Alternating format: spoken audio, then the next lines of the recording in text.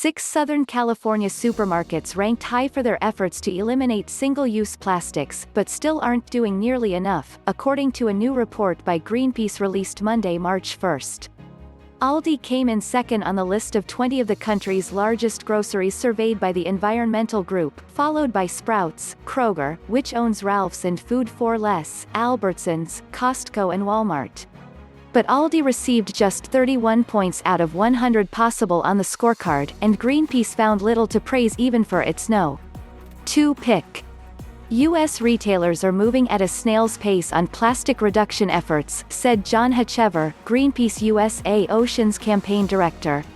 There is not a single place that individuals are confronted with more single-use plastic than in our grocery stores, yet these companies continue to drag their feet and offer excuses. Worldwide, less than 10% of plastics are recycled. With China and other countries largely shutting down the import of recyclables, they're increasingly ending up in California landfills as well as washing into storm drains that then empty in the ocean. Plastic packaging wrap, in particular, is rarely if ever recycled.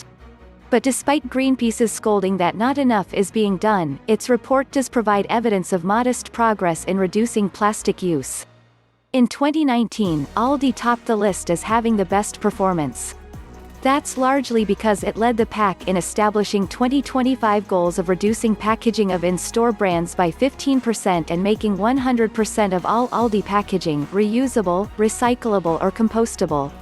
But now, Greenpeace instead praises to Aldi UK and Aldi Ireland, which have declared a 2025 goal of reducing that packaging by 50%. And it praises Giant Eagle, an East Coast and Midwest chain that tops this year's ranking and has vowed to eliminate all single-use plastics by 2025. Every piece of plastic that comes through a grocery store ends up polluting our environment, harming our health, accelerating climate change and impacting communities on the front lines of this crisis, Hachever said. We need to see retailers acting now to dramatically reduce their plastic footprints and move from single-use packaging to reuse and package-free approaches. To come up with its ranking, Greenpeace used a survey, email and phone conversations, and publicly available information. Groceries were graded on policy, reduction, initiatives and transparency.